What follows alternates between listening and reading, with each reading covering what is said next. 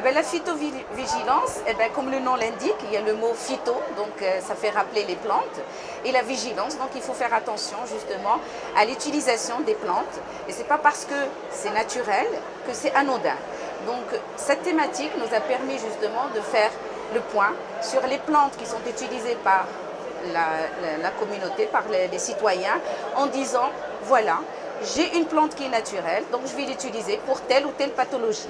Et malheureusement, au niveau des radios, au niveau des émissions, on entend souvent des recettes qui sont utilisées en mettant justement le mot chouïa, alors que normalement dans la phyto, qui est une science, c'est une médecine douce, on met l'accent sur aussi bien le dosage que sur la manière de l'extraction, que sur le nombre de fois à utiliser par jour, c'est-à-dire c'est très très précis.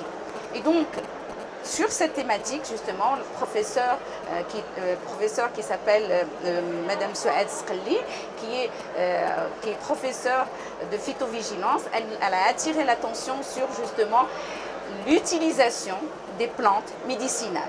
Parmi les émissions qui sont passées justement à la radio en faisant appel à l'utilisation des plantes antidiabétiques, et malheureusement il y a des patients qui sont diabétiques qui enlèvent leur traitement allopathique et qui se mettent à l'utilisation de ces plantes.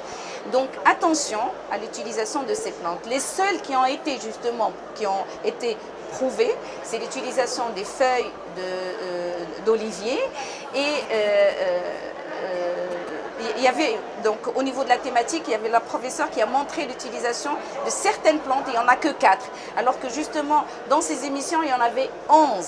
Donc attention à l'utilisation de ces plantes qui peuvent donner des effets secondaires ou pas d'effet du tout thérapeutique. Et comme l'utilisation de ces plantes justement a permis à ces gens-là d'enlever le traitement allopathique, donc ça donne justement un déséquilibre du diabète.